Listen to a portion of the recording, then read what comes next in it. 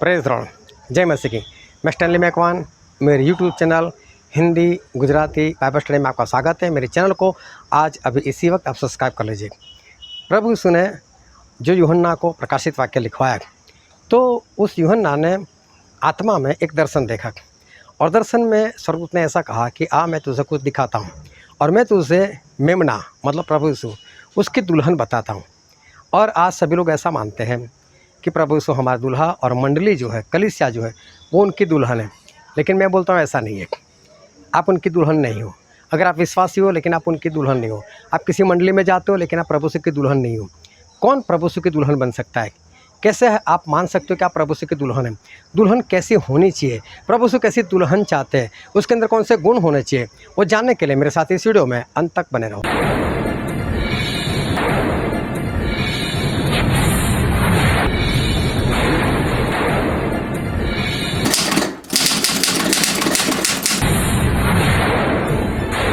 आओ हम परमेश्वर के वचन की ओर चले और बाइबल से प्रकाशित वाक्य उसका 21वां अध्याय और हम पढ़ेंगे 9 वचन से लेकर 11 वचन तक। फिर जिन 7 स्वर्गदूतों के पास 7 अंतिम विपत्तियों से भरे हुए 7 कटोरे थे, उनमें से एक मेरे पास आया और मेरे साथ बातें करके कहा, इधर आ, मैं तुझे दुल्हन अर्थात मेमने की पत्नी दिखाऊंगा। तब वह मुझे आत्मा में एक बड़े और ऊंचे पहाड़ पर ले गया और पवित्र नगर यरूशलेम को स्वर्ग से परमेश्वर के पास से उतरते दिखाया। परमेश्वर की महिमा उनमें थी और उसकी ज्योति बहुत ही बहुमूल्य पत्थर अर्थात बिल्लोर के समान यशब की तरह स्वच्छ थी। परमेश्वर पिता का वचन हमारे लिए बहुत ही आशीषित है और परमेश्वर पिता का वचन सच्चा है और बाइबल में लिखा है, यदि सच्चाई को जानोगे तो सच्चाई तुम्हें आज़ाद करेगी। बहुत ध्यान से आज परमेश्वर के वचन को समझना। आज का वचन जो है सुनने में आपको बहुत आनंद आएगा। आज आप हंसोगे भी बहुत। और वचन जो है वो आज चोट भी बहुत देने वाला है, लगेगी भी आपको बहुत।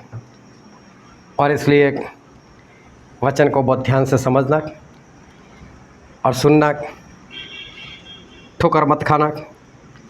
लेकिन आज परमेश्वर आपको जो कुछ सुनाना चाहते हैं उसको अगर ध्यान से सुन लोगे तो स्वर्ग के दरवाजे कोई आपके लिए बंद नहीं कर सकेगा।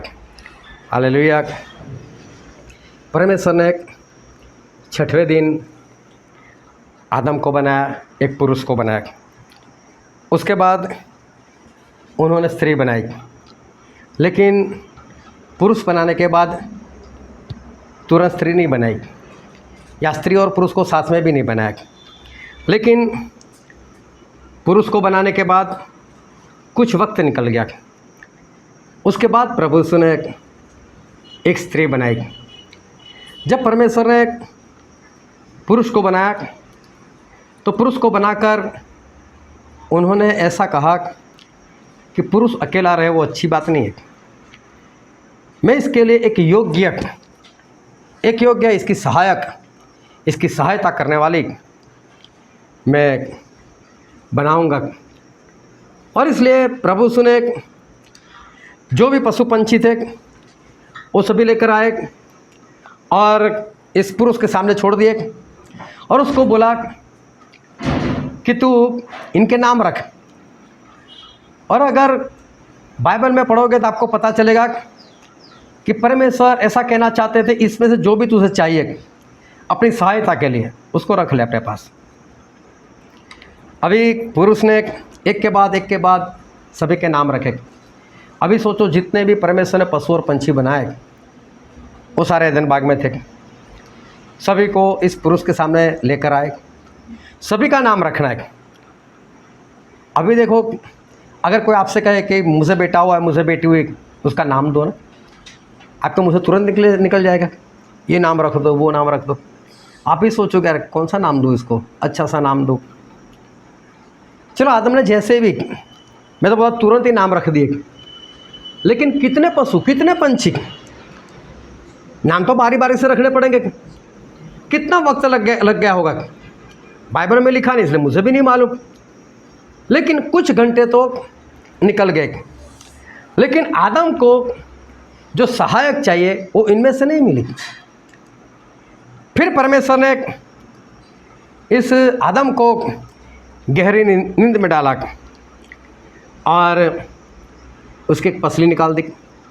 उस पसली की जगह पर मांस भर दिया और फिर उस पसली की बनाई प्रभु ने एक स्त्री। कुछ घंटे बाद, पुरुष को बनाने के कुछ घंटे बाद परमेश्वर ने स्त्री को बनाया। अभी ध्यान से समझते रहना, जब इस पुरुष ने मतलब आदम ने उस स्त्री को देखा, मैं आपसे सवाल कर रहा हूँ, तो आदम क्या बोले?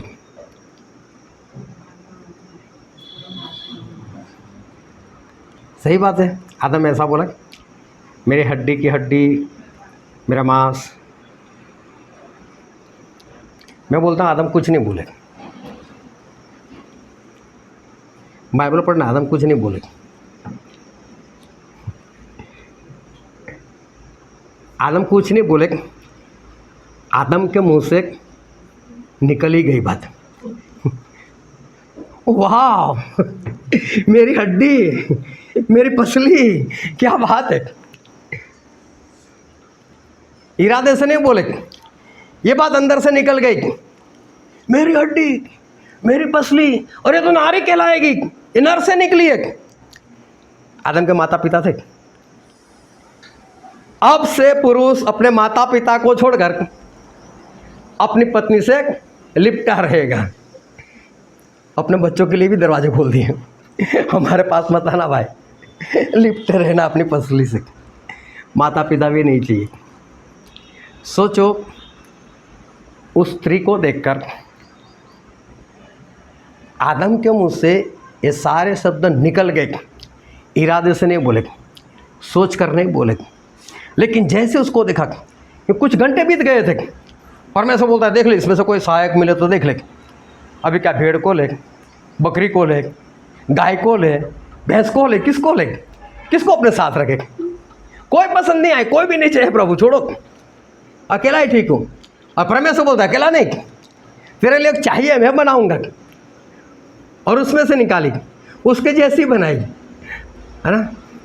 और देखो उसके मुंह से कैसी आवाज़ आई। बहुत खुश हो गए अपनी पसली को देखकर, अपनी स्त्री को देखकर, और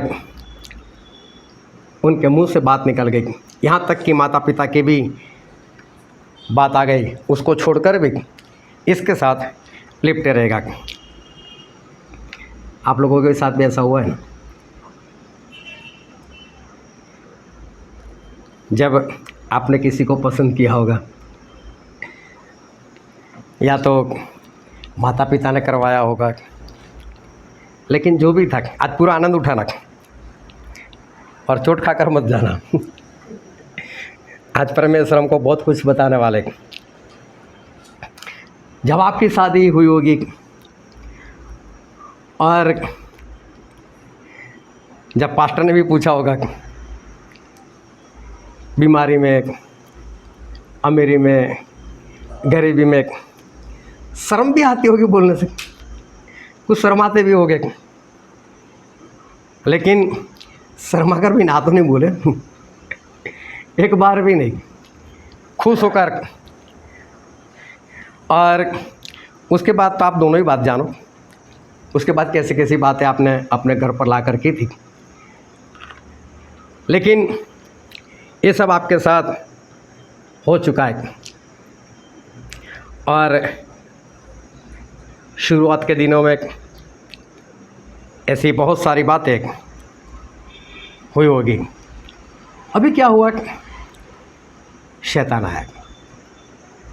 आदम हवा की बात करो, शैतान आया। शैतान किसके पास है? हाँ नहीं, आदम के पास आया। शैतान हवा के पास नहीं आया, शैतान आया आदम के पास, लेकिन आदम नहीं फंसे। शैतान ने पहले आदम को बोला, ये आदम देख लो फल कितना अच्छा है, मालूम नहीं कौन से शब्द बोले होंगे, लेकिन आदम को बोला खा ले यार, नहीं मरेगा। जो भी जिस तरह से भरमाने का प्रयत्न किया, लेकिन आदम नहीं भरमाए, लेकिन कौन भरमा गई? स्त्री भरमा गई। अभी पहले तिमोथी में ऐसा लिखा है, पहला तिमोथी उसका 2 अध्याय और वचन 14। और आदम बहकाया न गया, पर स्त्री बहकाने में आकर अपराधिनी हुई। यहाँ पर लिखा है आदम ने धोखा नहीं खाया, आदम बहकाया नहीं, आदम ने उसकी बात नहीं सुनी, लेकिन जो स्त्री थी वो उसके बहकाने में आ गई और उसने पाप कर लिया। अभी देखो, इससे पता चलता है कि पहले शैतान जो है आदम के पास गया। अभी देखो, आदम के पास 1 बार गया, 2 बार गया, 3 बार गया, मुझे नहीं मालूम, लेकिन कम से कम 1 बार तो गया।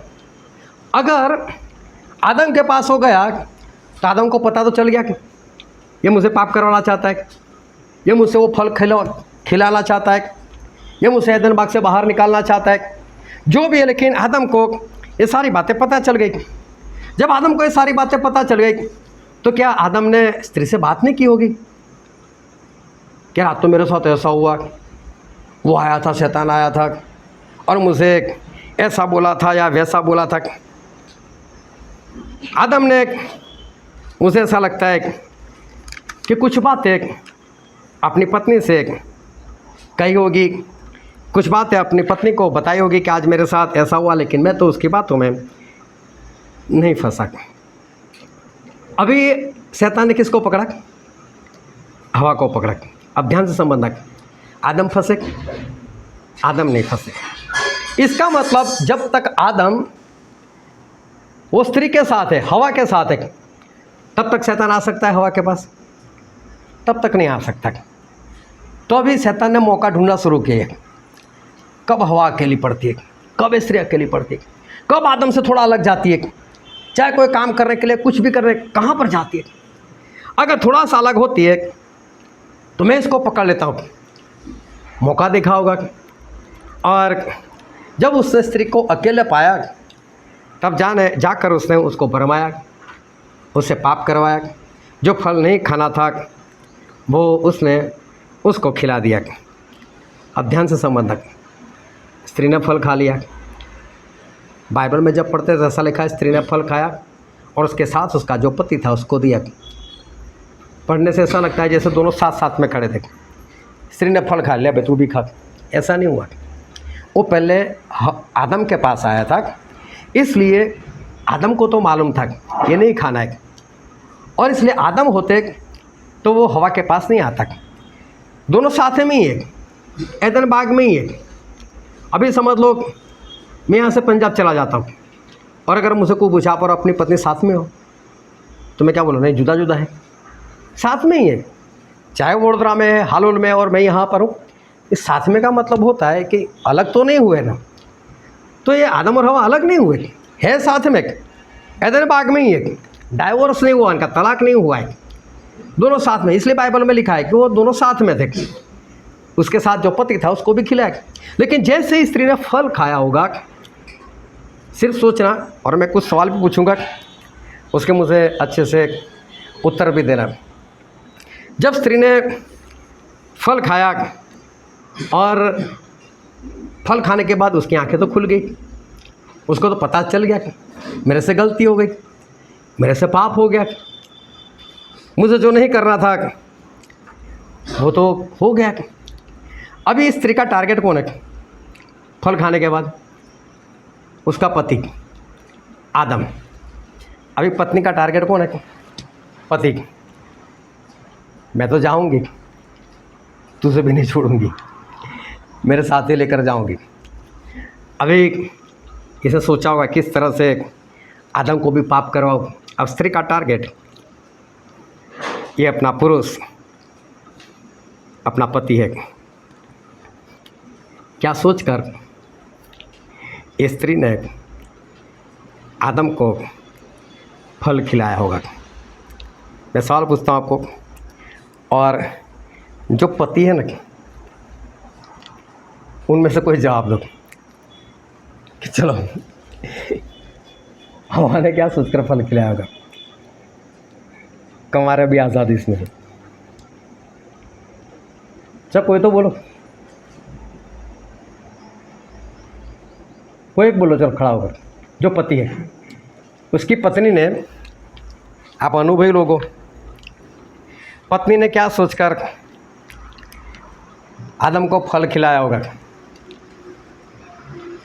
चलो भाई, 1 2 3 4 5 6 7 तो पति, 8 पति दिखाई दे रहे। कोई एक तो बोलो खड़ा होकर, उसमें क्या है? आनंद आएगा, मजा आएगा। फिर पत्नी से ही पूछने वाला हूँ।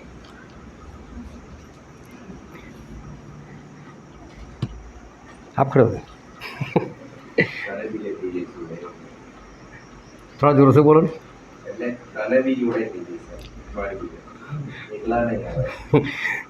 मतलब ऐसा सोचकर उसने फल खिलाया होगा।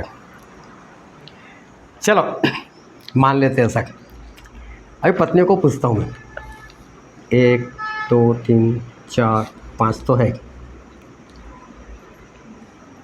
क्या और है कोई पीछे में? नहीं है ना, ज़्यादा है। चलो, जो पत्नी है, अब मैं आपको सवाल पूछता हूँ, हवा की जगह पर आप हो, क्या सोचकर फल खिलाया होगा आदम को? ऐसा सोचा होगा कि परमेश्वर उसको दूसरी वैरायटी देंगे और हम मुझे बाहर भटकना पड़े।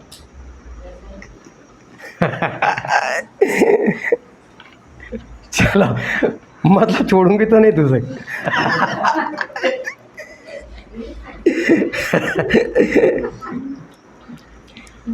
अभी ध्यान से समझना, इसका मतलब आज भी दिल में कुछ तो है। पति को पत्नी के लिए और पत्नी को पति के लिए आज भी कुछ गड़बड़ी तो अंदर चल रही है। जिस तरह से पति ने जवाब दिया, जिस तरह से पत्नी ने जवाब दिया, तो इसका मतलब अंदर कुछ है अभी भी। कोई बात नहीं, आगे बढ़ते। अभी आदम ने फल खा लिया। अभी ध्यान से समझना, आदम ने फल खा लिया। जैसे ही फल खा लिया, उसकी आंखें खुल गई।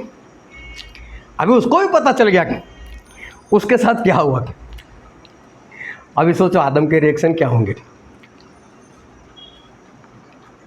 आदम के एक्सप्रेशन कैसे होंगे? तेरी तो ऐसा होगा, गला घोट दूं इसका।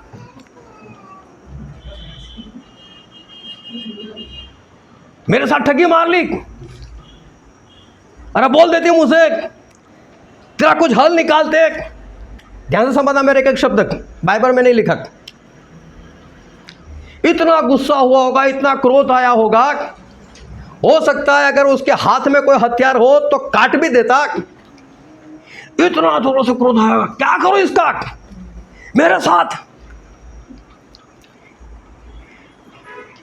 फिर आदम ने सोचा होगा, अभी करूं भी क्या, खा तो मैंने भी लिया और रहना तो इसी के साथ है अभी तो। इतने भाग के बाहर फिर सोचा होगा, छोड़ यार, कुछ नहीं बोलना,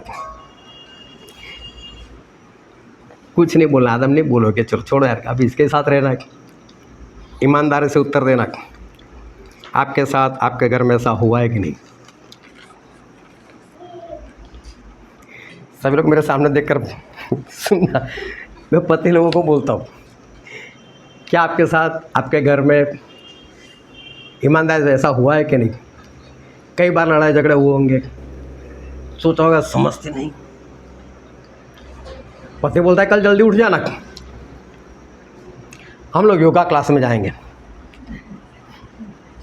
तो पत्नी बोलती इसका मतलब मैं मोटी होगी, अब मैं मोटी दिखती हूँ। अरे ऐसा नहीं, ना तो मत आना। तो क्या मैं आलसी हूँ, मैं उठ ही सकती सुबह? अरे मैंने ऐसा कब बोला? तो हर बार ऐसे मुझे क्रोध क्यों दिलाती? अच्छा मैं झगड़ा लूँ?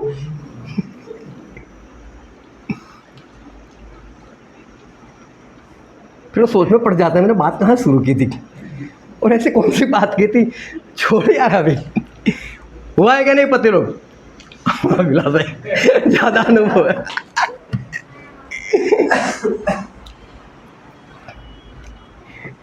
विलास भाई की पत्नी विलास भाई से कितनी बड़ी, किसी को मालूम है?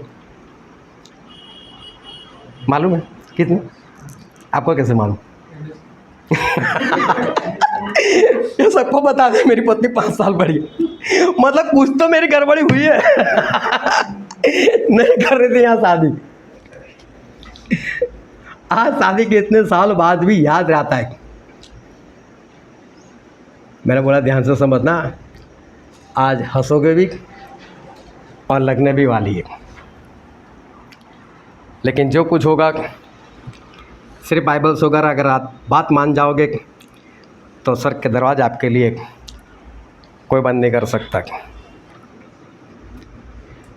अभी जिस तरह से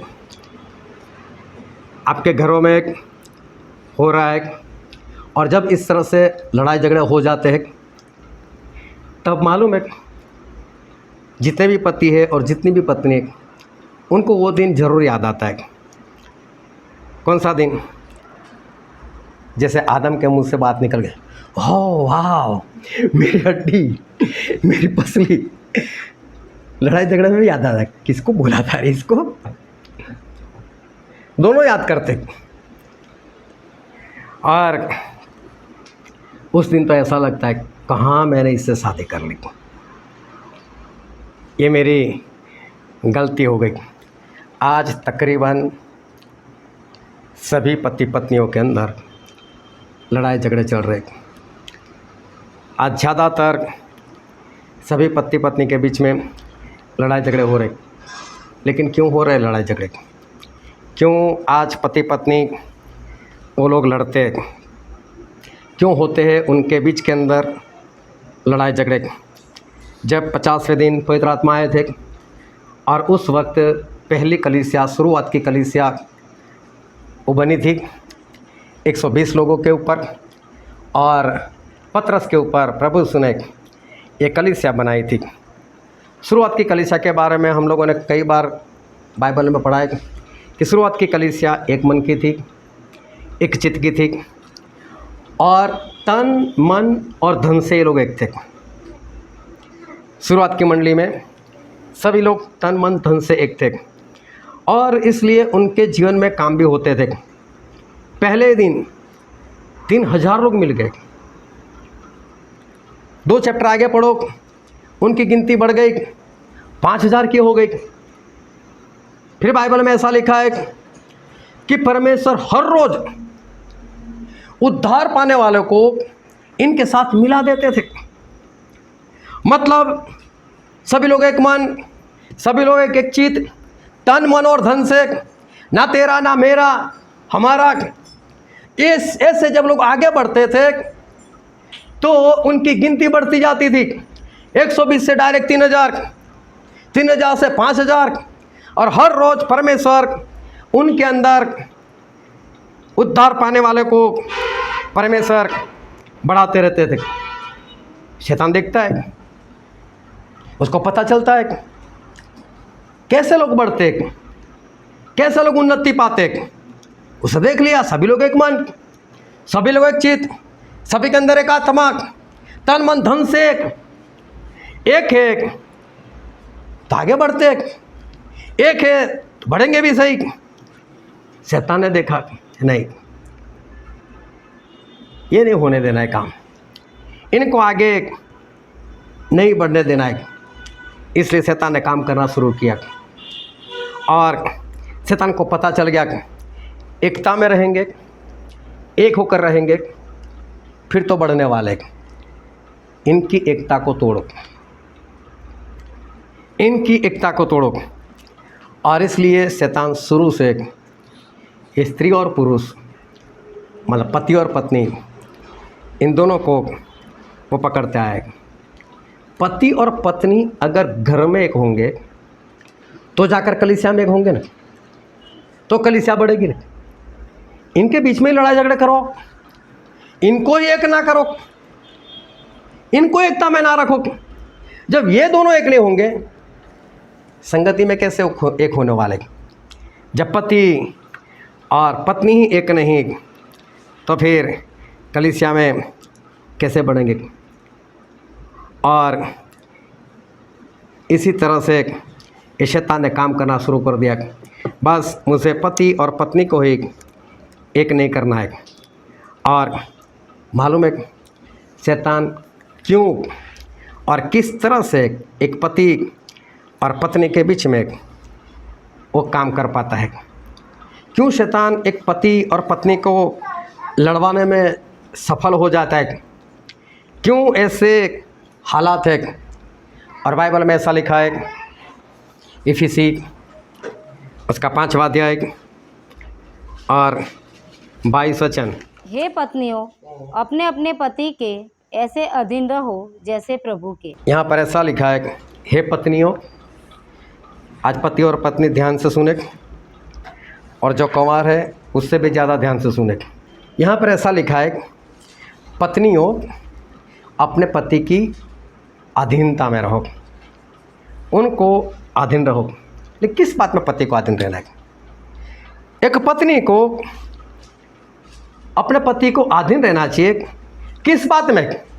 और फिर आगे पढ़ते उसका 24 वचन।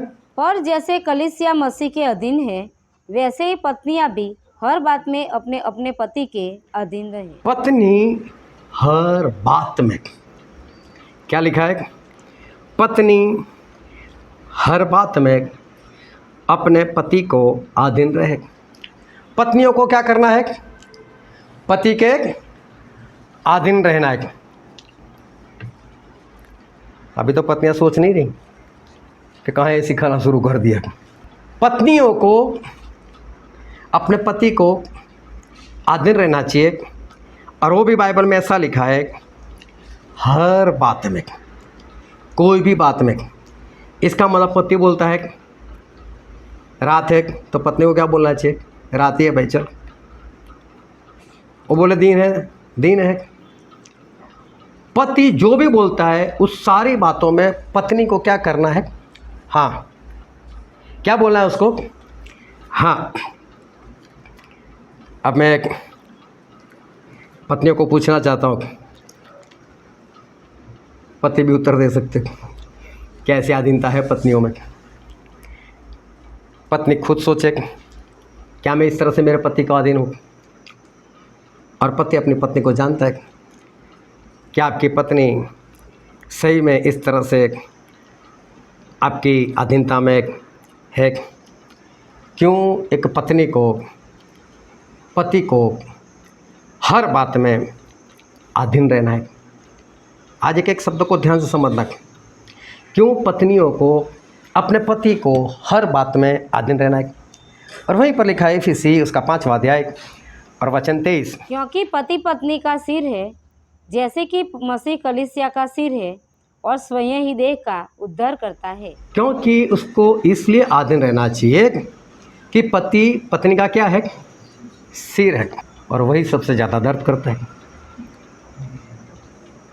मैं लोगों को मजाक में बोल देता हूँ, जब मुझसे कोई बोलता है मेरा सर दर्द कर रहा है, तो मैं बोलता हूँ खाली है। इसके लिए सही में जब पति नहीं है तो सर दर्द होता है, खाली हो जाता है। पति कौन है? पत्नी का सिर।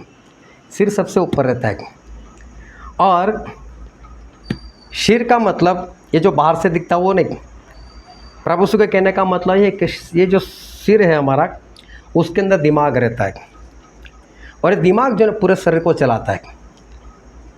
आप जैसे चलने लगते हो ना, आपके पैर को चलाते हो, लेकिन वो दिमाग उस पैर को आज्ञा देता है चल ऐसे। आपके सामने प्याला आ गया और आपके हाथ में ऐसे प्याले को पकड़ लिया, लेकिन दिमाग ने हाथ को बोला पकड़ इसको। मतलब दिमाग है तो शरीर काम करता है। दिमाग ने काम करना बंद कर दिया, शरीर काम करना बंद कर देगा, चाहे कितना भी अच्छा हो। तो प्रभु क्या बोलते हैं? पति और पत्नी का सिर है। सिर क्या करेगा? आज्ञा देगा। शरीर कौन है? पत्नी है। तो पति जो है वो पत्नी को आज्ञा देगा। ये कर, वो कर, ऐसा कर, वैसा कर। और पत्नी को क्या बोलना है? हाँ हाँ, मैं ऐसा ही करूँगी, जैसा आप बोलते वैसे ही। उसको हर बातों में अधीनता में रहना है। अभी सोचो कि जो स्त्री अपने पति का कहा हुआ नहीं करेगी, ध्यान से समझना और अपने आप को जांचते भी रहना। अगर कोई स्त्री, कोई पत्नी अपने पति का कहा हुआ नहीं करती, इसका मतलब अपने सर का कहा हुआ नहीं करती, अपने दिमाग का कहा हुआ नहीं करती, तो नहीं कह कब करेगी? जब उसे नफरत होगी, वो बात नहीं चाहती होगी, ये मैं करना नहीं चाहती। अभी समझ लो किसका कहा हुआ नहीं करती? अपने दिमाग का। इसका दूसरा मतलब क्या मालूम है? उस स्त्री ऐसा कर बाल नोचती है, अपना सर पर मारती है, तेरा कहा हुआ नहीं करूँगी जा। और अगर कोई स्त्री अपने बालों को नोचती है, अपने सर को मारती है, उसे देखकर लोग क्या कहेंगे? क्या कहेंगे? पागल कहेंगे। जो स्त्री अपने पति का कहा हुआ नहीं करती वो पागल है, याद रख लेना। पति पर भी आने वाला हूँ, सिर्फ पत्नी के ऊपर नहीं। जो पत्नी अपने पति का कहा हुआ नहीं करती वो समझ लो पागल है।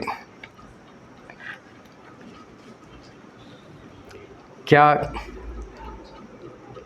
ऐसा पागलपन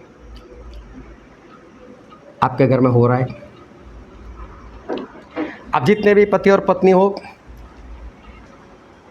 मुझे उत्तर नहीं चाहिए, लेकिन मैं आज आप सबसे पूछना चाहता हूँ, क्या आपके घर में ऐसा पागलपन हो रहा है? ये बात जो परमेश्वर के वचन की विरुद्ध है, क्या हो रही है? और एफिसी में ऐसा लिखा है, इसका 5वां अध्याय और उसका वचन 25। हे पतियों, अपनी अपनी पत्नी से प्रेम रखो, जैसा मसीह ने भी कलीसिया से प्रेम करके अपने आप को उसके लिए दे दिया। अब पति की बात है। परमेश्वर ऐसा कहते हैं, हे पतियों, अपनी पत्नी से क्या करो? प्रेम करो। सिर्फ प्रेम नहीं, फिर उदाहरण दिया है। कैसा प्रेम? तो बोले जैसा मसीह ने कलीसिया से किया और अपने आप की बलि दे दी। इसका मतलब परमेश्वर पतियों को ऐसा बोलते, अपनी पत्नी से इतना प्रेम करो कि वो उसके लिए मरना पड़े तो मर जाओ, बलि दे दो अपनी पत्नी के लिए। क्या पतियों आपके अंदर ये प्रेम है? क्या आप अपनी पत्नी से ऐसा प्रेम करते हो? और जितनी पत्नी, उनको भी मैं बोल देता हूँ कि आपका पति ऐसा प्रेम करता है आपको। आज घर पर जाकर फिर लड़ाई नहीं करनी है। आज घर पर जाकर एक दूसरे को माफ़ कर कर वचन के अनुसार आगे बढ़ना है। एक पति को अपनी पत्नी को ऐसा प्रेम करना है कि मरना पड़े उसके लिए तो मरने के लिए तैयार होना है। फिर आगे लिखा है, उसका 28 वचन पढ़ो तो, एफिसी 5 का 28।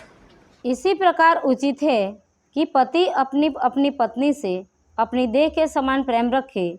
जो अपनी पत्नी से प्रेम रखता है वह अपने आप से प्रेम रखता है। यहाँ पर ऐसा लिखा है कि जो पति है उसे अपनी पत्नी से कैसे प्रेम करना चाहिए?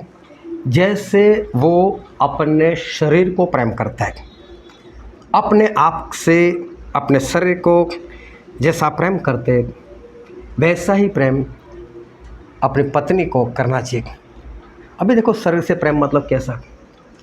आप अपने शरीर से कैसा प्रेम करते हो? अगर आप रास्ते में कहीं पर चलते हो, जूते पहने नहीं पहने छोड़ो, लेकिन अगर आपको कांटा लग गया तो मुझसे और तुरंत निगाह कहाँ जाती है? उस पैर की तरफ। बैठ जाते हो आप वहीं पर, किसी को पुकारते नहीं, खुद बैठ जाते हो, खुद कांटा निकाल देते हो। अगर पत्थर लग गया, ठोकर लग गई, वहाँ से खून निकला, आप तुरंत बैठ जाते हो। आप देखते नहीं मेरा रुमाल गंदा हो जाएगा, तुरंत उस के ऊपर, उस खून के ऊपर रुमाल रख दिया आपने, कोई बात नहीं, फेंक देंगे, धो देंगे, जो होगा देखा जाएगा, लेकिन अभी तो इसकी केयर करो, अभी लगा है। ऐसा प्रेम अपनी पत्नी से करते हो। आप पत्नी को साथ में लेकर जा रहे, ठोकर लगी, आंखें बटन ते रख, अंधी है क्या, इतना पत्थर नहीं दिखता तुझसे? ये कौन सा प्रेम? ये वाली बात होनी चाहिए उस वक्त, ठोकर लगी, उससे पहले आप झुक जाना चाहिए उसको, आपका रुमाल उसके पैर के ऊपर आ जाना चाहिए। क्या पति, मैं आप लोगों को बोल रहा हूँ कि क्या आप अपनी पत्नी से ऐसा प्रेम करते हो? पत्नियों भी सोच ले कि आपका पति इस तरह से आपको प्रेम करता है। और फिर आगे लिखा है इफिसियुस का 5वां अध्याय और 29 वचन, क्योंकि किसी ने कभी अपने शरीर से बैर नहीं रखा, वरन उसका पालन पोषण करता है, जैसा मसीह भी कलीसिया के साथ करता है। पुरुष होता है वो अपनी देह से प्रेम करता है और उसका पालन पोषण करता है। ये वचन एक बार फिर से पढ़ो तो। क्योंकि किसी ने कभी अपने शरीर से बैर नहीं रखा, वरन उसका पालन पोषण करता है, जैसा मसीह भी कलीसिया के साथ करता है। पति की बात हो रही। कोई पति अपनी देह से, अपने शरीर से बैर नहीं रखता, लेकिन उसका पालन पोषण करता है। हालेलुया। क्या ये बाइबल से हम निकाल दें? क्या इसको झूठ माने ये बात को?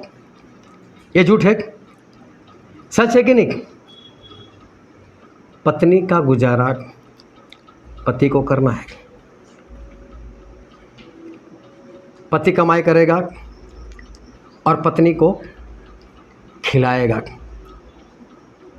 कोई अपनी देह से बैर नहीं रखता, ये बाइबल में लिखा है, लेकिन अपनी देह का पालन पोषण करता है। अभी समझ लो कोई पति वो कहीं अपनी पत्नी को गाली बोले, उसको थप्पड़ लगा दे, तो सही में वो किसको थप्पड़ लगाता है? अपने शरीर को। किसको गाली बोलता है? अपने आप को।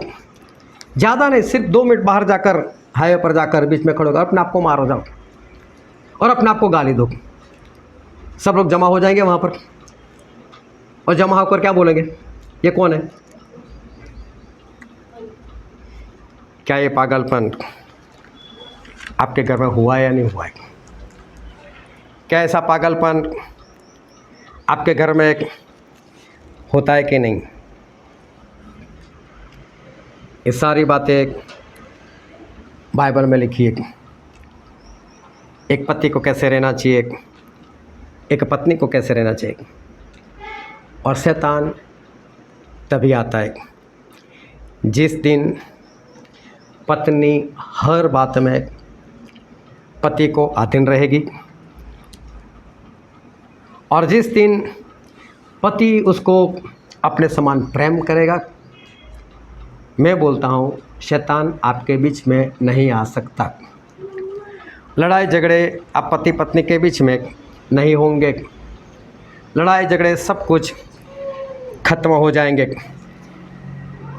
आपके साथ शैतान कुछ नहीं कर पाएगा। लेकिन जब ये बातें नहीं है, ये बाइबल की बातें नहीं है, ये अधीनता नहीं है, ये प्रेम नहीं है, तभी आपके बीच में शैतान आता है और शैतान बीच में आकर काम कर जाता है, लड़ाई झगड़े करवा जाता है। लेकिन जो पत्नी अपने पति की अधीनता में रहेगी और जो पति उसको अपने समान प्रेम करेगा, तब कोई शैतान आपके बीच में नहीं आ सकता, लड़ाई झगड़े नहीं होंगे। और इस तरह से जब पति और पत्नी एक होंगे, तब वो मंडली में भी एक रह पाएंगे। आज तो ऐसे भी पति है जिसको उसकी पत्नी बोलती है, मैं नहीं आऊँगी वहाँ पर, तू भी मत जा वहाँ पर। संगति में जाने के लिए लड़ाई झगड़े है। एक को ये संगति पसंद है, एक को दूसरी संगति पसंद है। क्यों शैतान काम कर जाता है? एकता नहीं। जब वो दोनों एक नहीं तो संगति में कैसे एकता रहेगी? संगत वाले कैसे एक दूसरे के साथ एक रहेंगे? जब घर में लड़ाई झगड़े तो फिर मंडली में तो एकता होगी नहीं। और देखो शैतान ने मंडली को नहीं, पति पत्नी को ही पकड़ लिया, अन्य सफीरा को ही पकड़ लिया। वो पति और पत्नी को एक नहीं होने देता, और जिसके कारण मंडली वो एक नहीं हो रही। मैं ऐसे भी कपल को जानता हूँ, दिखावा तो ऐसे करते हैं कि जैसे लव बर्ड हो, लेकिन जब घर में जाकर देखो तो पता चलता है यहाँ तक लक्कड़ खुद आकर पड़ा है। वो कूरत कूरत कर जी रहे एक दूसरे के साथ। आज शैतान इसी कारण से काम कर रहा है, क्योंकि उसको मालूम है कि ये दोनों एक होंगे तो मंडली बढ़ेगी, लेकिन मैं इन दोनों को एक नहीं करना होने दूंगा तो मंडली बढ़ेगी कैसे? और ध्यान से समझना, मैं एक और भी गहरी बात जो है वो मैं आपको बताना चाहता हूँ। प्रभु यीशु वो हमारे आत्मिक पति है, और हम मंडली प्रभु यीशु की आत्मिक दुल्हन है। प्रभु यीशु हमारे पति है, और हम मंडली होने के नाते, विश्वासी होने के नाते हम प्रभु यीशु की दुल्हन है। हालेलुया। ऐसा बाइबल में लिखा है कि नहीं? है कि नहीं बाइबल में? ऐसा आया ना? हम कौन है प्रभु यीशु की? हम कौन है प्रभु यीशु की? और प्रभु यीशु हमारे क्या है? वो हमारे पति और हम उनकी पत्नी। एक विश्वासी होने के नाते हम प्रभु यीशु की पत्नी है। एक पति को पत्नी के साथ कैसे रहना चाहिए? एक पति जो है उसको अपनी पत्नी के साथ कैसे रहना है? और इफिसी में ऐसा लिखा है, उसका 5वां अध्याय, उसका 25 वचन। हे पतियों, अपनी अपनी पत्नी से प्रेम रखो, जैसा मसीह ने भी कलीसिया से प्रेम करके अपने आप को उसके लिए दे दिया। पति को ऐसे प्रेम करना चाहिए जैसे प्रभु यीशु ने मंडली से किया, अपने आप की बलि दे दी। इस तरह से एक पति को पत्नी को प्रेम करना चाहिए। पत्नी के लिए मर जाना पड़े तो मर जाओ, इतना प्रेम होना चाहिए। अभी प्रभु यीशु अगर हमारे आत्मिक पति है, उन्होंने तो ये काम कर कर बताया, उन्होंने तो अपना प्रेम जाहिर कर दिया, हमारे लिए मर गए कि नहीं? तो देखो वो पति जो आत्मिक पति है, उनकी तो हम बात ही नहीं कर सकते। उनको तो जो प्रेम करना था एक वो कर रही है। एक पति को जो करना चाहिए वो तो आज भी कर रहे हो। अभी बारी किसकी है? हमारी। अगर हम पत्नी है, अगर हम दुल्हन है और प्रभु यीशु हमारे पति है, तो हाँ, आज हमें प्रभु यीशु के साथ कैसे रहना है? अगर वो हमारे पति है तो आज हमें प्रभु यीशु के साथ कैसे रहना है? और वही प्रवचन में ऐसा लिखा है, हम पढ़ते हैं इफिसी उसका 5वां अध्याय और 28 वचन। इसी प्रकार उचित है कि पति अपनी अपनी पत्नी से अपनी देह के समान प्रेम रखे। जो अपनी पत्नी से प्रेम रखता है वह अपने आप से प्रेम रखता है। प्रभु यीशु ने ये काम पूरा कर दिया। एक पति होने के नाते अपने जैसा प्रेम उनको जो करना चाहिए अपनी पत्नी को, मतलब हम मंडली को, उन्होंने ये काम कर दिया। लेकिन उसका 22 वचन पढ़ो। हे पत्नियों, अपने अपने पति के ऐसे अधीन रहो जैसे प्रभु के। अभी देखो, पत्नी को पति की अधीनता करनी चाहिए। अगर हम पत्नी है प्रभु यीशु की, अगर हम उनकी दुल्हन है, प्रभु यीशु हमारे पति है, तो हमें क्या करना है? प्रभु यीशु की अधीनता में रहना है। फिर इसका 24 वचन। पर जैसे कलीसिया मसीह के अधीन है, वैसे ही पत्नियां भी हर बात में अपने अपने पति के अधीन रहे। पत्नी हर बात में पति के अधीन रहे। अब मैं आप लोगों की बात नहीं कर रहा, लेकिन एक प्रभु यीशु और हमारी बात कर रहा हूँ। अगर हम प्रभु यीशु की पत्नी है तो हमें प्रभु यीशु के कैसे अधीनता में रहना चाहिए? कौन सी बात में अधीन रहना चाहिए? हर बातों में। चलो, आप यहाँ पर पत्नी बनी हो कि नहीं बनी, लेकिन मैं आप सभी से पूछना चाहता हूँ, क्या आज आप अपने आत्मिक दूल्हा अपना आत्मिक पति क्या प्रभु यीशु को इस तरह से अधीन हो? क्या आप हर बात में प्रभु यीशु की अधीनता में जीवन जी रहे हो? फिर पढ़ो उसका 23 वचन, इफिसी 5 और 23। क्योंकि पति पत्नी का सिर है, जैसे कि मसीह कलीसिया का सिर है और स्वयं ही देह का उद्धार करता है। यहाँ पर लिखा है कि पति और पत्नी का सिर है।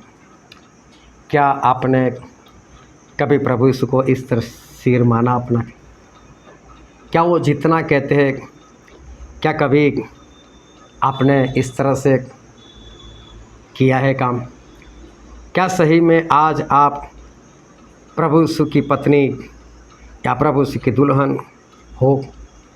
क्या आज जैसे बाइबल में लिखा है उसी तरह से क्या आप प्रभु यीशु के अधीनता में रहते हो? जिस पत्नी को देखकर, जिस पति को देखकर जो शब्द निकलते थे, वाह, मेरी जान, मेरी हड्डी, मेरी पसली, जो भी शब्द निकलते थे, मैं आपसे पूछना चाहता हूँ, क्या आज वही शब्द शादी के इतने वक्त के बाद क्या आपके दिल से वो शब्द निकल रहे? मालूम है, आज विश्वासी पति और पत्नी सिर्फ आपकी शारीरिक लालसाओं के कारण एक दूसरे के साथ जुड़े हैं। आपकी शरीर की जो भूख प्यास है उसके लिए आज लोग जुड़े हुए। मालूम है, व्यभिचार कर नहीं सकते, पता है तलाक ले नहीं सकते, और इसलिए धक्का मार सिर्फ अपने शरीर की इच्छाओं को पूरी करने के लिए एक दूसरे के साथ जुड़े हुए। वो प्रेम, वो अधीनता आज दिखाई नहीं देती। लेकिन और वचन मालूम है, इसलिए धक्का मार मार कर बस किसी तरह से ये जीवन जो है वो पूरा कर रहे। मैं ऐसा नहीं कहता 24 घंटे, लेकिन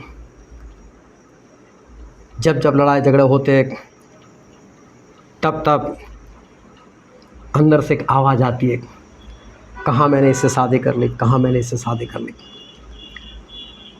लेकिन प्रभु यीशु हमारे आत्मिक पति है,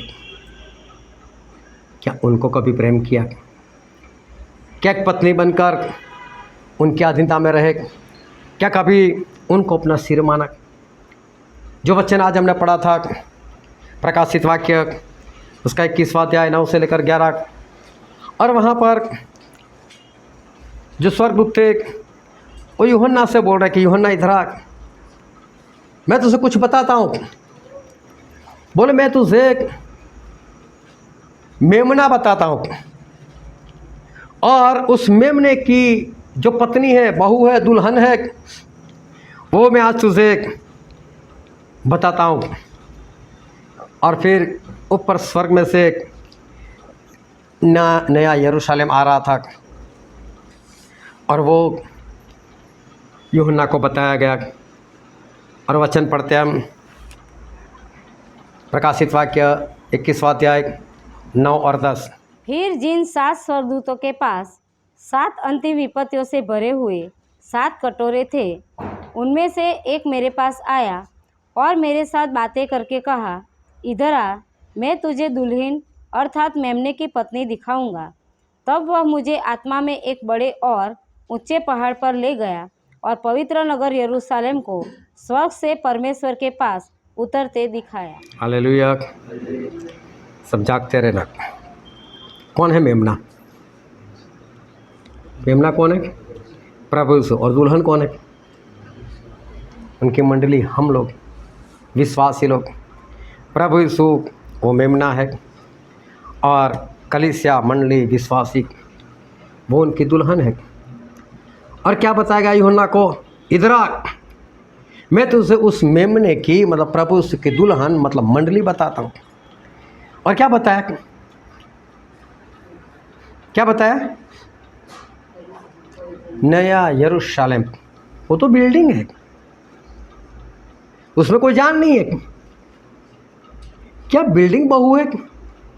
क्या बिल्डिंग दुल्हन है? नहीं। प्रभु से ये कहना चाहते हैं, उनका वचन ये कहना चाहते, ये जो नया यरूशलेम आ रहा है, जो तुझे दिखाई देते, उसके अंदर जो लोग बसे हुए, उसके अंदर जो लोग पहुंच गए, वो है इस मेमने की दुल्हन। कौन है मेमने की दुल्हन?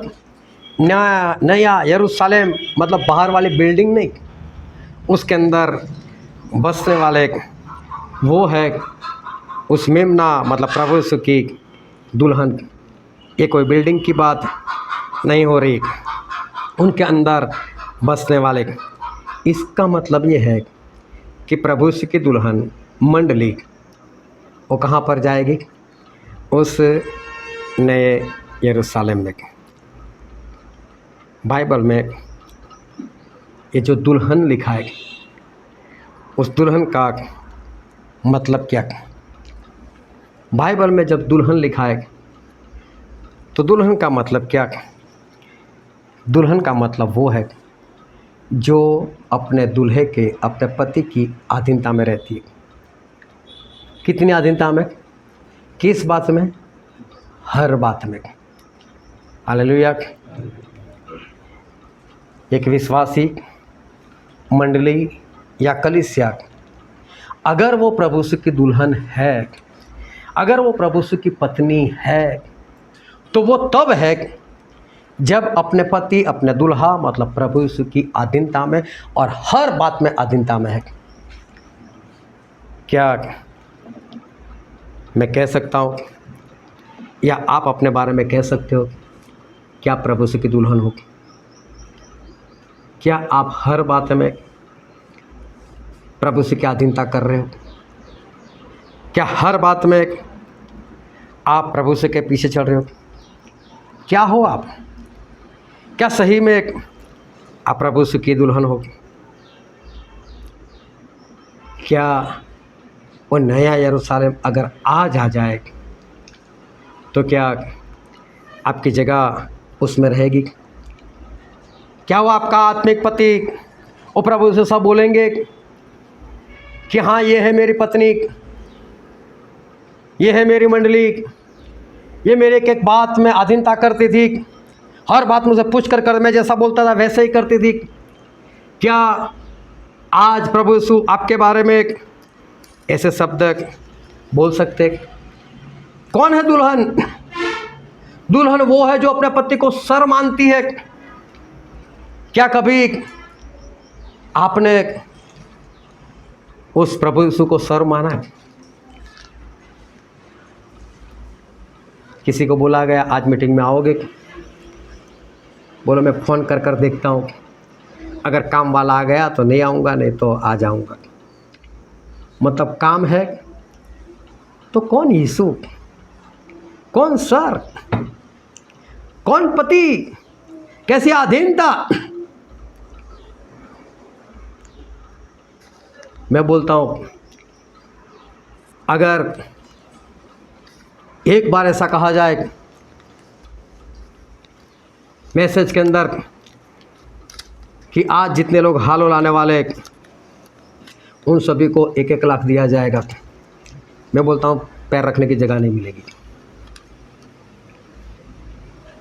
दुल्हा नहीं चाहिए, तलवार नहीं चाहिए, और मैं बहुत स्पष्ट बोलता हूँ तलवार यहाँ तो चलेगी चलेगी, हृदय को छेदना ही पड़ेगा, क्योंकि परमेश्वर का वचन तलवार ही है। इसको फूल नहीं लिखा, यहाँ पर फूल नहीं बरसाए जाएंगे, यहाँ तो सीधी सी बात की जाएगी, सीधा सा कहा जाएगा आप कौन हो और किस हालत में हो, वो हालत ही बताई जाएगी, चाहे किसी को बुरा लगे चाहे ना लगे। बुरा क्यों लगता है? दुल्हन होती तो बुरा नहीं लगता। चोर को चोर कहो तभी तो उसको बुरा लग जाता है। मुझे चोर कहा, ना करता चोरी तो ना बोलता कोई तुझे। लेकिन जो चोर नहीं होता उसको कहां बुरा लगने वाला है। मालूम है बात, रुई की चोरी हो गई थी अकबर बादशाह के महल में।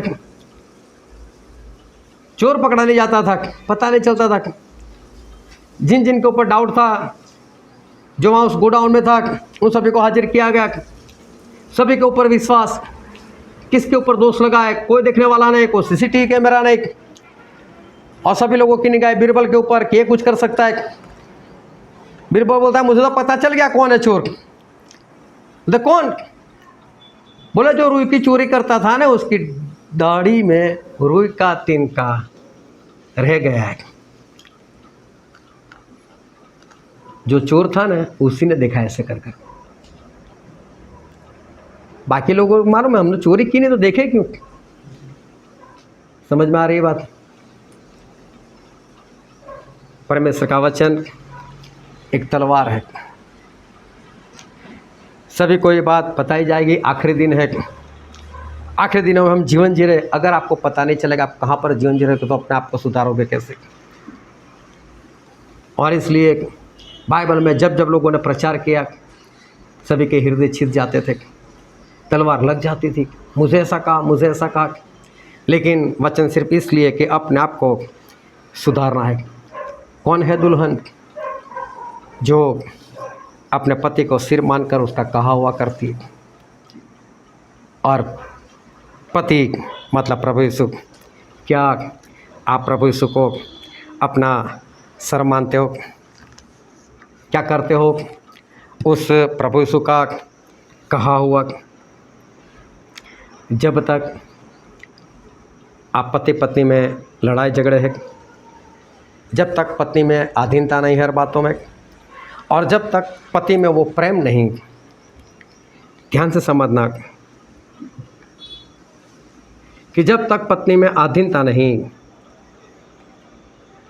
जब तक पति में वो प्रेम नहीं, तब तक आपके अंदर प्रभु से की दुल्हन बनने की कोई बात नहीं होगी। जिस पति को, जिस पत्नी को आप छू सकते हो, जिस पति को, जिस पत्नी को आप देख सकते हो, जिस पति का, जिस पत्नी का आप अनुभव कर सकते हो, अगर उसको आप प्रेम नहीं कर सकते, उसकी अधीनता में नहीं रह सकते, तो जो पति आपको दिखाई नहीं देता, जो स्वर्ग में बैठे हुए, उसको आप प्रेम नहीं कर पाओगे, उसकी अधीनता नहीं कर पाओगे। क्योंकि जो दिखता है उसको आप नहीं कर सकते, तो जो नहीं दिखता उसको कैसे कर पाओगे? एक भाई साहब बता रहे थे, ये मेरे जूते मालूम है 17,000 के। कोई बात नहीं, सर पर बांध दे भाई। इतने महंगे जूते पैर में क्यों पहनता है? गंदी जगहों पर क्यों जाता है? 17,000 के सर पर बांध। बोले कैसी बातें करते हो? जूते कितने भी महंगे हो, कहाँ पर होंगे वो? पैरों में ही होंगे। 17,000 क्या, 70,000 के ले लो, 70 लाख के ले लो, सोने के बनवा लो। पहनना कहाँ पर है? पैरों में पहनना है। आप समझते हो प्रभु क्या कहते हैं? प्रभु ऐसा कहते हैं, प्रकाशित वाक्य उसका 21वां अध्याय और उसका 21 वचन। 12 हो फाटक 12 मोतियों के थे, एक एक फाटक एक एक मोती का बना था। नगर की सड़क स्वच्छ कांच के समान शुद्ध सोने की थी। सड़कें किसकी थी? शुद्ध सोने की। कहाँ की सड़कें? नए यरूशलेम की सड़कें शुद्ध सोने की थी। आप जिस रोड पर चलते हो किससे बना हुआ है? हाँ, डामर, राल, चलो उससे बना हुआ है। आप उसके ऊपर क्या रखते हो? अपने हाथ रखते हो, पैर रखते हो? अगर सोने की सड़कें होगी तो क्या रखना पड़ेगा उसके ऊपर? कैसे चलोगे स्वर्ग में? हाथ से चलोगे? क्या वो सोना देखकर पागल होकर उसको चाटने लगोगे? मालूम है, ये डामर की जितनी औकात है ना राल की, इतनी औकात स्वर्ग में उस सोने की है। और आपसे 2 या 4 तोला सोना आप कान में लगाते हो, नाक में लगाते हो, गले में लगाते हो, हाथों में पहनते हो, और आपको ऐसा लगता है 2-4 तोले की मैं बात कर रहा हूँ, वो अगर आपसे छूटता नहीं, उसके ऊपर आप पैर नहीं रख सकते, तो क्या प्रभु यीशु बोलेंगे कि आजा मेरी दुल्हन, इस सोने के ऊपर पैर रख तू? ये तो पागल हो जाएगी वहाँ पर, तो पावड़ा लेकर जाएगी, खोलो यार ले लो सोना। कौन ले जाएगा उसको? ध्यान से समझ लेना बहने, सोने की बात तो दूर, आप नकली भी नहीं उतार सकते, नहीं जाओगे वहाँ पर। स्पष्ट सी बात है। दूल्हे की औकात तो समझो, जो आपके लिए सोने की सड़कें बनाते हैं, जिसके ऊपर आप चलो, और आप सोना चांदी या नकली छोड़ नहीं सकते, तो फिर असली कौन देगा आपको? हालेलुया। क्या आज आप प्रभु यीशु की दुल्हन हो? आप दुल्हन तभी हो जब आप उनकी अधीनता में आप चलते हो। फिर से पढ़ो प्रकाशित वाक्य उसका 21वां अध्याय 9 और 10 वचन। फिर जिन 7 स्वर्गदूतों के पास 7 अंतिम विपत्तियों से भरे हुए 7 कटोरे थे, उनमें से एक मेरे पास आया और मेरे साथ बातें करके कहा, इधर आ, मैं तुझे दुल्हन अर्थात मेमने की पत्नी दिखाऊंगा। तब वह मुझे आत्मा में एक बड़े और ऊंचे पहाड़ पर ले गया और पवित्र नगर यरूशलेम को स्वर्ग से परमेश्वर के पास से उतरते दिखाया। परमेश्वर ने यूहन्ना को जो दर्शन दिखाया, उस दर्शन में यूहन्ना को ये बताया कि इधर आ, मैं तुझे मेमने की दुल्हन बताता हूँ। और एक नया यरूशलेम दिखाया। नया यरूशलेम मतलब उसमें वो लोग हैं कि जो प्रभु यीशु की दुल्हन थी। और दुल्हन का सीधा सा मतलब ये है, दुल्हन का मतलब ये है कि जो अपने पति को अधीन है और हर बातों में अधीन है। अगर आप प्रभु यीशु का कहा हुआ नहीं करते, उनकी अधीनता में नहीं, नए यरूशलेम को भूल जाना, आप उसमें नहीं रहोगे। अगर आप प्रभु यीशु को सर नहीं मानते, उनकी सारी बातों को मानते नहीं, वो जो भी आज्ञा देते हैं सिर्फ करते नहीं, जीवन नहीं जीते, तो समझ लेना आप उनकी दुल्हन नहीं। लेकिन मैं सबसे पहले आपसे ये कहना चाहता हूँ, पहले यहाँ जो दूल्हा दुल्हन है ना, पहले आप अपना ठीक करो। जब तक ये नहीं ठीक होगा ना, जिसको आप देख सकते हो, तो जो नहीं दिखता वहाँ पर आप बन सकोगे। और इसलिए जितने भी पति, मैं स्पष्ट कहता हूँ, अपनी पत्नियों को इतना प्रेम करो कि उसके लिए जान देना पड़े ना, तब जान दे सको। पत्नियां हर बातों में अपने पति से इस तरह से अधीनता में रहो, वो जो बोले वो मानो, क्योंकि आपका सर है। क्योंकि मुझे शुरू से लेकर अब तक की सारी बातें याद है। अगर हो सकता है आपके शादी वाले जीवन में आपको ना मालूम हो, लेकिन मुझे मालूम है आपने पहले क्या बोला था अपने पति के लिए होने वाले, और अपने होने वाली पत्नी के लिए क्या बोला था, वो भी मुझे याद है। और आज क्या हो रहा है वो भी मुझे मालूम है। और इसलिए मैं कहता हूँ आप लोगों को ये रिश्ता पहले सुधार लो। शैतान शुरू से यही काम करता है। आदम और हवा को देखो, उसके बाद बाइबल में देखते जाना, वो सबसे पहले यहाँ दूल्हा दुल्हन, पति और पत्नी के बीच में ही आता है। लेकिन मौका उसको कब मिलता है? जब पत्नी अधीनता में नहीं और जब पति प्रेम नहीं करता।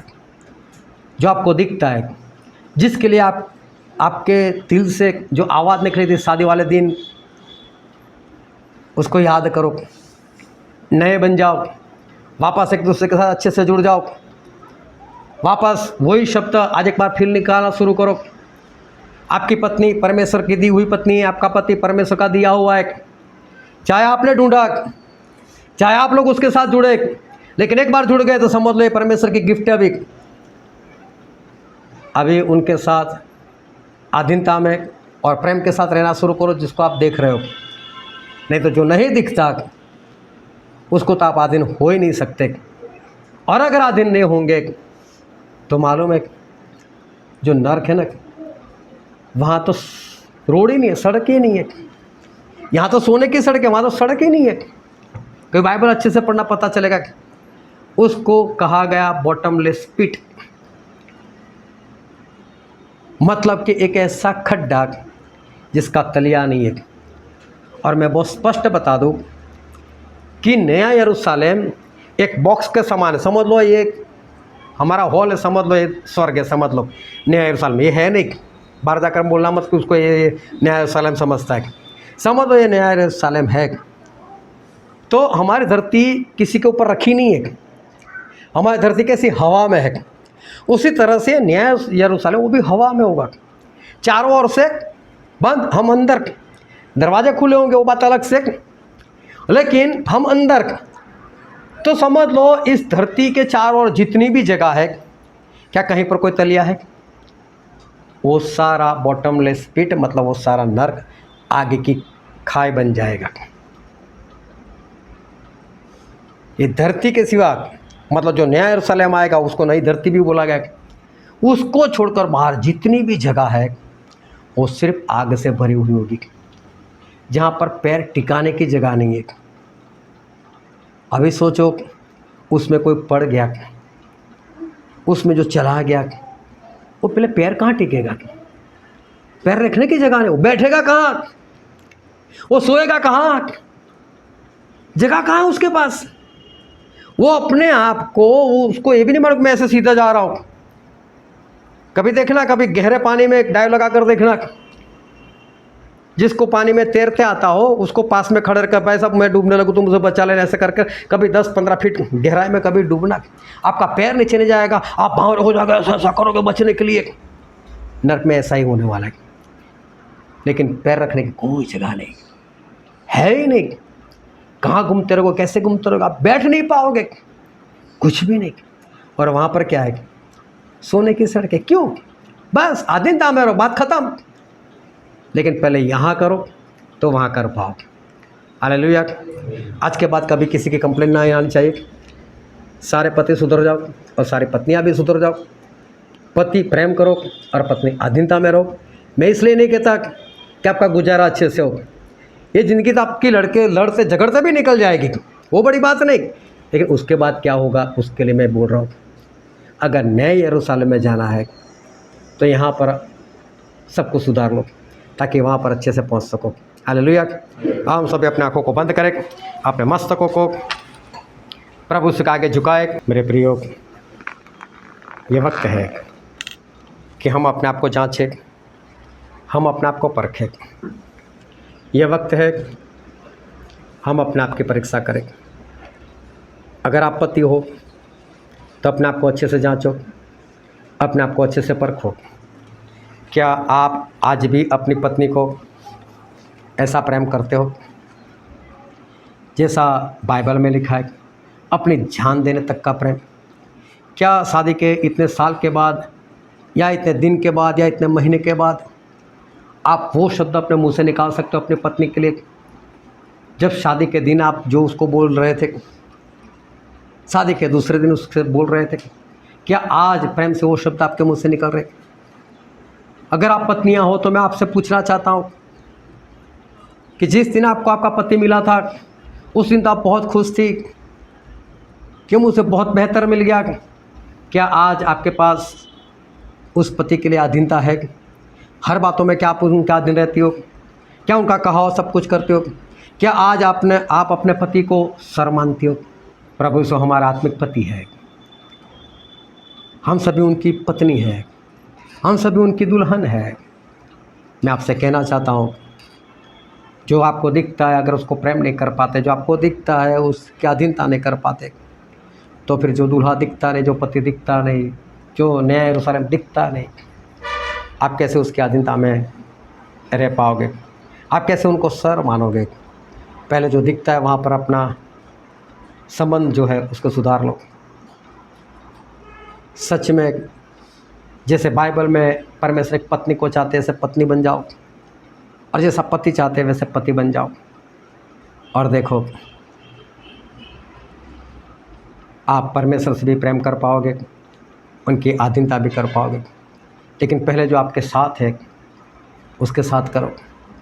प्रभु से बहुत जल्द अपनी दुल्हन को लेने के लिए आ रहे हैं।